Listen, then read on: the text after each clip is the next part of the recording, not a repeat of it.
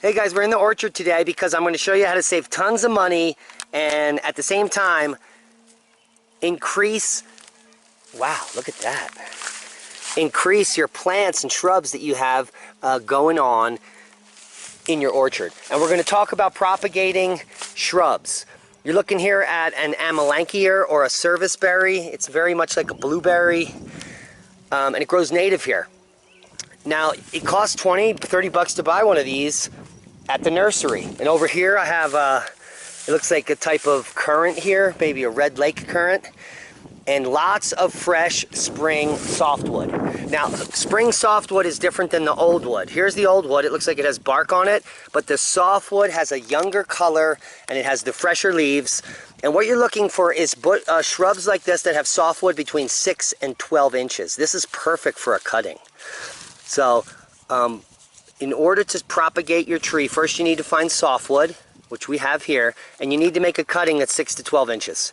So we'll just cut off some of these softwoods and just chuck them right down here because we want to propagate this particular shrub. So I'm going to take a few of these and then we'll go, I'll show you what we have to do with these. Just a second. So I'm going to take 4 of these just for fun, and we're going to come over. Maybe I'll get some of that amelanchier too, but there is a particular bush that I also wanted to be doing today, and let's go over and check that out. So these are perfect to do the next step, and what you want to do when you come out into the orchard is just bring a jar of water, not tap water. You want it to be zero water, well water, river or lake water. Just something that doesn't have chlorine in it, and you want to get those cuttings in there as soon as they're cut. So I've got 4 of those currants. I also here have a gooseberry that's very prolific. It's not that ripe yet, but you can see there's lots of nice big fat berries. I definitely want some cuttings from this. And if it is fruiting or flowering, you typically don't have to worry. But if you look at the bush, there's going to be somewhere on it where there's softwood where you can make a cutting that does not have fruit, and that gives you a much better chance of success. So that's a good one. No fruit on that. I'm going to take one of those. I'm going to look around here for some more softwood with no fruit.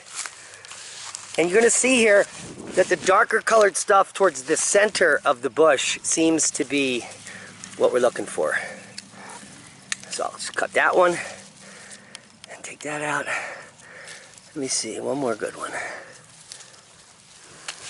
Oh, right there. Excuse me, lady. That's actually a guy. That's Mr. Hades. All right, so we got our cuttings, and we're going to put them in water here.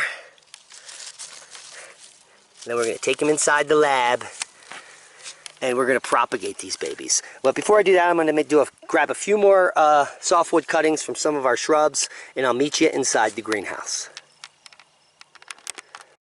And we're back in the greenhouse. Okay, so we got our cuttings, and what I've done is I put some really nice potting soil into some pots. You can use whatever size you want, even this size. But when I put the potting soil in here, I put it in very loosely, so it's not compacted at all. So what you want to do is take your cutting out, and you want to strip off at least several nodes on the bottom and leave as many nodes as you want. I don't want to leave too many. I want these more compact. So I'm just going to leave those top leaves and make a measurement here how deep this stem will go and cut it right at that last node there that I want roots to come out of.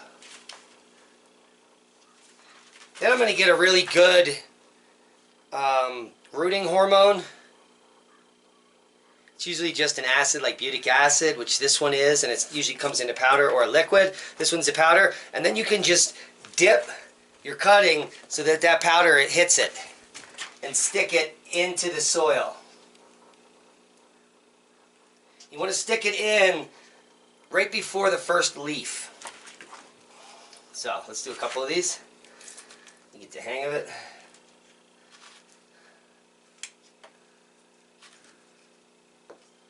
Now, if your stems are not wet, you can wet them. But mine are. And when these go in, you want to just nicely firm them in.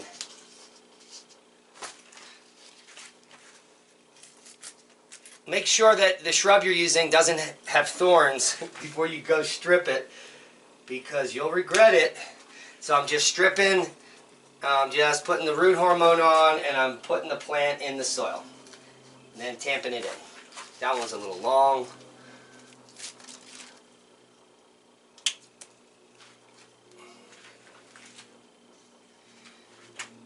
So it's a pretty rapid process here.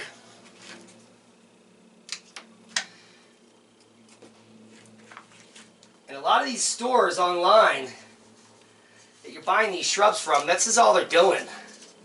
And they're charging you $8.95 for some cutting that they just dipped. That's it.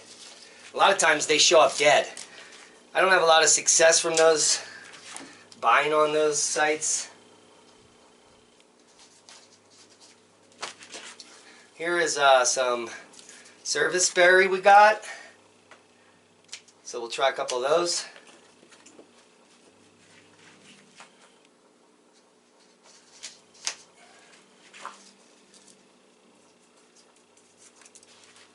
And you can have fun with this. I mean, you can try this on any plant you've got, as long as it's, well, heck, you can even try it on woody plants if you just have less success.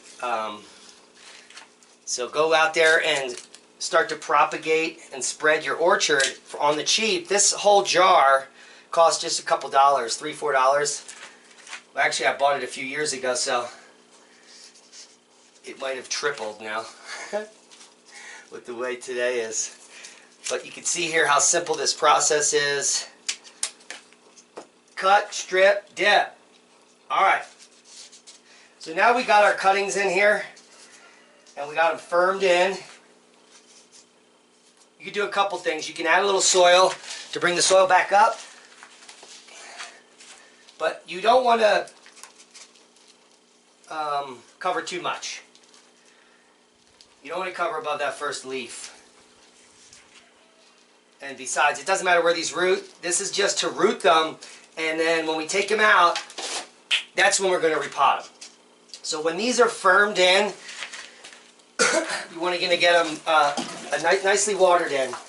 And to water these in nicely, you're going to want to water it in about 3 times. So you're going to water it, you're going to wait 3 or 4 minutes, and you're going to water it again, you're going to wait, and you're going to water it, and you're going to wait.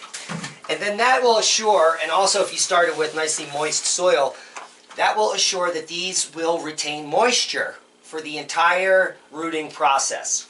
And the reason is because you're going to put your cuttings into a humidity dome like this one, if you have one. If you don't, you can go to any nursery or garden store and get one for about 15 bucks. They might be 20 bucks now. And you just throw them in the humidity dome, and you put them out of the sun in indirect light only, in a warm area for several weeks. Now, if you don't want to go buy that thing, you don't need it. All you need is a trash bag, a white kitchen bag, and you slide the plants in there. Now, a lot of you are going to say, well, you're going to crush the plants. So you go out and you just get some twigs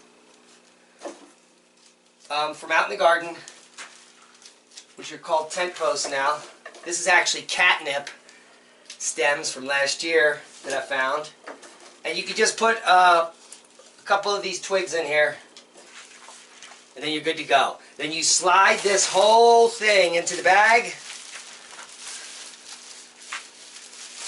tie it, cinch it tight, and you put it off to the side, and you're good to go.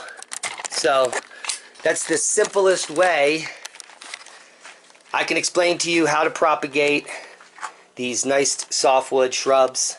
But you can do it on just about anything, including plants. One thing I like to do here, and I'm starting a huge collection of succulents, is to grow succulents. So I buy them, I propagate them, and then here we have this amazing succulent wall that I started last year. So it's become kind of a hobby, and might start selling them in town. There's a little place in town where you can bring your stuff, and like a co-op. Maybe we'll call them Three Canyon succulents or something. But the tomatoes are prolific, and they're looking delicious. Gotta get in here on this one. Wow.